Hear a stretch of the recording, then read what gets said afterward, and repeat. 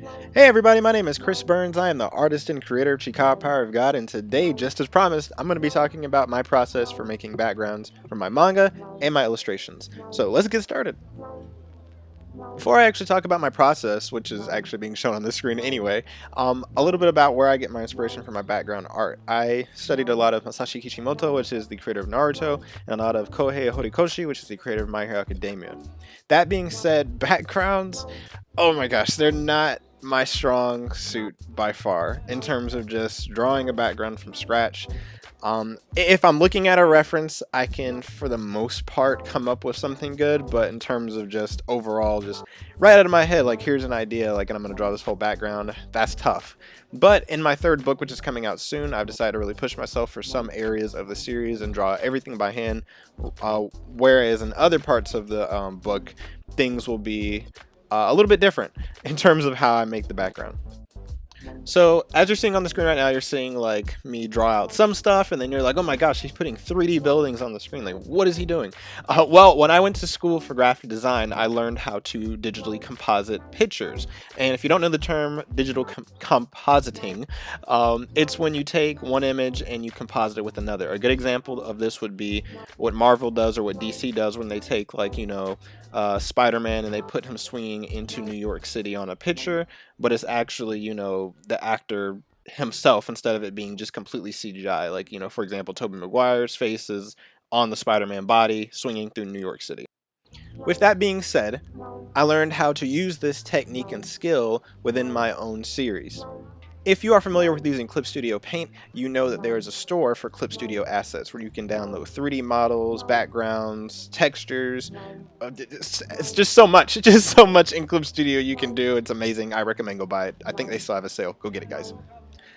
For those of you that have watched my live streams, you've seen me do this technique before. It's when you take a 3D image and you extract the line from it, and what that does is it pretty much turns it into a black and white image, when then you can go and add tones, you can add more windows, whatever you want to use. It depends on the asset. But as you can see on the screen, I've taken all of those 3D images, like the buildings, the landscape, the walls, put them all into this one little area for the city, which is called Crank, by the way, which is making its appearance in chapter 10. Had to plug that in real quick. But I took all of those 3D images and extracted the lines from them, and now I'm adding, like, background, colors, tones, shadows, extra, line art for the buildings, just to give it a little bit more of a hand-drawn feel. And for those that just look at this image when it's done, they would not expect that most of the images in that city, I didn't draw at all. Now I know what you're thinking, like, oh my gosh, like, he cheated. He did not draw anything of that, and it's, wow, like, Chris, what are you doing?